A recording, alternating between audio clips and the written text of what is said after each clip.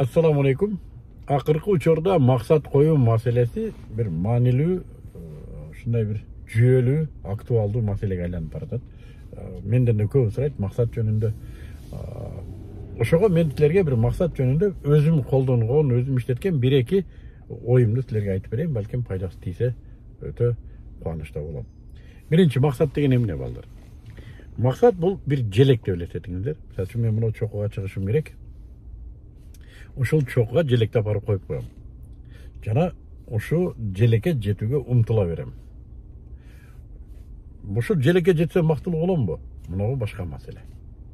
Максат бул бактылуулуктун өзү эмес. Балким ошол максатка кетип атканда жолдо бир бактылуулук абалдар болушу мүмкүн. Мисалы үчүн жөн эле мен үйлөнсөм бактылуу болот элем дегендер бар. Үйлөнсөң бактылуу болушуңду бир Кудай билет, анткени андан кийин дагы башка маселелер башталат. Бирок үйлөнөр алдында да бирөөнү сүйүү, анын артынан чуркоо, ырларды арноо, кудалашуу, той кылуу, мына ушул нерселер балким бир бактылуулук сезимин берет. Бир сөз менен айтканда, бактылуулук бул жараяндагы бир мөмө. Бир ишке умтуласың, ошонун бир мөмөсү. Балким кээде ал максаттын бактысыздыгы да болушу мүмкүн, кээ бир тарткылыгы, оорлугу болушу мүмкүн. Бул да турган нерсе. Ошондуктан мен айтат элем, маселе максатка жетүүдө эмес. Маселе бактылуу болууда эмес, маселе максатка жетүүдө. Бирок ал максат дагы бир башка максатка жол ачыш керек. Мына ушундай. Бир желек экинчи желекке жол куруп бара берет. Эми көпчүлүк мага жазгандардын көбү максатым жок, кантип максат коем, ушуну билбейм дейт да. Мен өзүм ойлоп тапкан бир техника бар балдар. Бул чыгармачылыкка да аябай таасири бар. Элестетиңиздер. Аябай чоң бир дүкөн бар. Гипер, пупер, супер ушундай бир маркет деп элестетиңиздер. А жерде ар кандай максаттар бар. Эсепсиз, миллиарддаган максаттар бар. Текчелерге тизип койгон, сонун кылып тизип койгон. Аябай чоң көлөмдүүлөр бар, кичинекейлер бар. Ошол миң түркүн, миллион түркүн, миллиард түркүн максаттардын дүкөнү деп элестетиңиздер. Аяка кириш үчүн сизде валюта болуш керек. Аларды сатып алыш үчүн, алмаштырыш үчүн валюта. Валютанын бир канча түрү бар. Бул валютаны ырыскы деп койсок болот, ресурстар да. Акча менен кирсеңиз болот, өмүр менен кирсеңиз болот, убакыт менен, күч кубат менен кирсеңиз болот. Койчу ошон валюталарды, доллар, сом, рубль дегендей, жок дегенде бир 5 жылдык өмүр ушуну майдалап алып кирсеңиз болот. Майда максаттарда болуп калышы мүмкүн. Кээ бирлер бул дүкөнгө ушу 5 жылдык өмүрдү алып кире турган болсо, саатына чейин майдалап алгандар болот.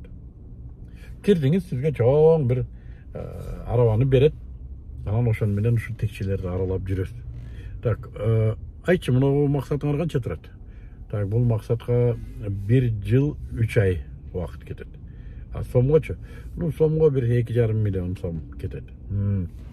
Жакшы экен. Мына максатчы? Буга 6 ай кетет. Эгер сом менен десеңиз, 6 ай дагы бир 500 миң сомдой акча кетет ушуга. Мына максат? Бул максатка акчасы жок деле жетсеңиз болот. Бул максатка ашып барса бир 2 жума, 3 жума убакыт кетет. Бул максаткачы? Деп ошентип максаттарды улам алганыңызды арабага салып коюп кете бересиз. Мына максатты берчи мага ошо керек болот. Так, мына ошентип 5 жылдык өмүрдүн максатын толтурдуңуз. Анын ичинде бир канча миллион сомдук да максаттар пайда болду. Али балким акчаңыз жоктур. Ошо акчаны табышым керек деген максат бар, аны да аласыз. Анан сурайт, бүт өмүрдү берсе ошого татый турган максаттарыңар барбы? Албетте бар дейт.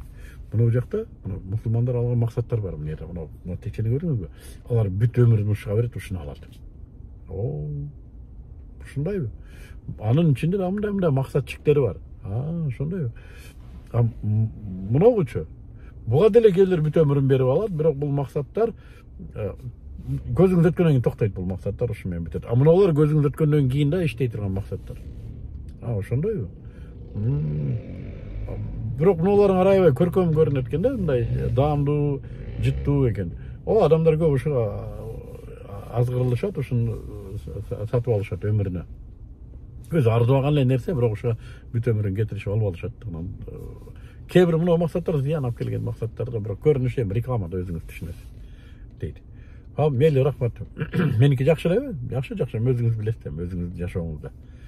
Пул сиздики, өмүр сиздики, өзүңүз тандайсыз да дейт. Максаттарды алып келдик, үйгө бүт элдик жакшына кайгылып, жалтыратып элдик, анан кой турчу бир акылды пештейин деп эсептей баштайбыз анан кийин. Так, муну мен 1,5 жыл өмүргө алмаштырам дедим. Кой тур, муну ишти мындай кылсам, анан муну мындай кылсам, мынерини мындай кылып, муну мындай кылсам, муну мен 8 айда бүтүрөт экенмин. 1,5 жыл кетирип эле 8 айда бүтүрөт экен, муну максатка 8 айда жетет экен. Алло, дүкөнчүгө чалып атат. Салам алейкум, алейкум салам. Мунугу 1,5 жылга алдым эле муну максатты, 8 айда деле бүтөт экен. Ушуну ашканын бересиңерби? Албетте беребиз. Сдачаны бересиңерби? Беребиз, албетте беребиз. Болду, сүйлөштүк. Муну максатыңарды мен кайра ойлоп көрсөм, мага кереги жок экен. Ушуну кайра аласыңарбы? Кайтарып берейин. Албетте болот. Алып келиңиз, кайра алып коебуз. Деп дүкөнчү менен соодалашабыз. Ошентип максаттарыбызды Рамазан бүтүп атат. Илге 5 жылдык болсо 5 жылдык, 1 жыл болсо 1 жыл, 3 жыл болсо 3 жылдыкын коюп алдык. Мына ушун менен жашаш керек. Бул дүкөндөн чыгып баратып карасаң, жазып койгон. Эмнени кааласаңар ошонун бардыгы бар деп турат. Жазуу. Эмнени кааласаңар ошонун баары бар деп турат дүкөндүн атында. Бул дүкөндүн нээси өзү ошондой убада кылып тур. Куранда жазылып турат. Пенделерим эмнени кааласа ошону берем деп атат. Тозокту кааласа тозокту да берем. Бул менин адилеттүүлүгүм деп атат. Андан өзү сактасын бизди. Айта турган кеп балдар. Беймаксат жашабагыла. Ар бир дем алганыңар, ар бир көз ирмем жашооңар беймаксат кетпесин. Максатсыз жашоодон Кудай сактасын. Бул дүкөндөн колдонушуңар керек. Хотя беймаксат жашаш деле мүмкүн эмес өзү. Адамдар күнүмдүк муктаждыгын канааттандыруу деле максат. Тамак издейт, акча издейт, тамак алат, анан туалетке барат. Керелден кечке ошо тамак издемей, акча издемей, анан туалетке бармай. Бул деле бир жашоонун стратегиясы, максаты. Бирок баягы дүкөндөн ала турган максат, амбициялар менен жашасаңар, туалетиңер ансыз деле толот балдар. Ага эч кабатыр болбогула. Ансыз деле ал толот. Но бирок мына жашоо толугураак. Эгер мусулманча ойлонсоңор, акыретиңер дагы абат болот. Мен ошону силерге сунуш кылам. Колдонуңуздар.